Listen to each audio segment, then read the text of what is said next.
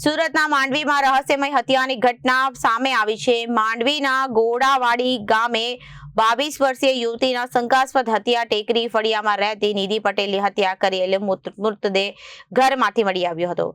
હાથ બાંધી ગળું દબાવી યુવતીને હત્યા કરવામાં આવી અને પ્રાથમિક તપાસમાં સામે આવ્યો છે। માંડવીના ગોટાવાડી ગામે 22 વર્ષીય યુવતીની શંકાસ્પદ હત્યા કરેલી લાશ મળી આવતા ચકચાર મચી જવા પામી હતી। ટેકરી ફળિયામાં રહેતી નિધિ પટેલની હત્યા કરાયેલો મૃતદેહ ઘરમાંથી મળી આવ્યો। હાથ બાંધી ગળું દબાવી યુવતીની હત્યા કરવામાં આવી। પ્રાથમિક તપાસમાં સામે આવ્યું કે માતા પિતા બહાર ગામ ગયા હતા। યુવતી ઘરે એકલી હતી। ઘરમાં રહેલ સામાન વેરવિખેર હાલતમાં જોવા મળ્યું। લૂંટવીટ મર્ડરની પણ આશંકા સેવાઈ રહી છે। માંડવી પોલીસે સમગ્ર મામલે ઝીણવટભરી તપાસ હાથ ધરી છે। માંડવી પોલીસ સ્ટેશનનું જે ગોદાવાડી ગામ છે ત્યાં ગત રાત્રે ઘટના બની છે।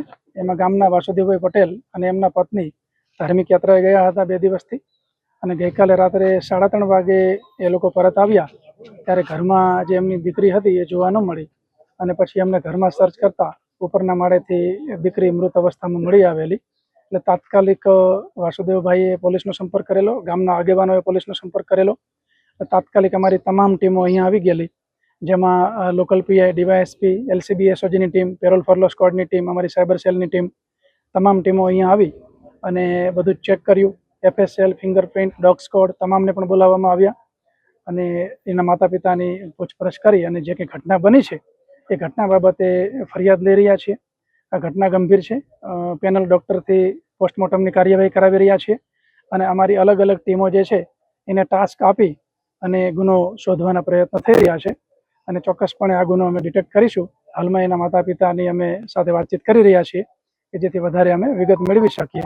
હાલ ગુનો દાખલ કરી રહ્યા છે। એની અંદર એક તો જે મૃત્યુ નિપજાવેલું છે એટલે મર્ડર, અને જે કિંમતી દાગીનાઓ ઘરમાંથી ગયા છે એટલે લૂંટ વિથ મર્ડરની ઘટનાથી અને એ મુજબનો ગુનો દાખલ કરી તપાસ અમારા માંડવી પીઆઈ કરી રહ્યા છે અને એમનું વેજીટેશન જે સુપરવિઝન છે એ બારડોલી ડીવાયએસપી રાઠોડ જે હાલ ચાર્જમાં છે તેઓ કરી રહ્યા છે અને અમારી તમામ ટીમો કામે લાગેલી છે। Bureau report, Janadesh news.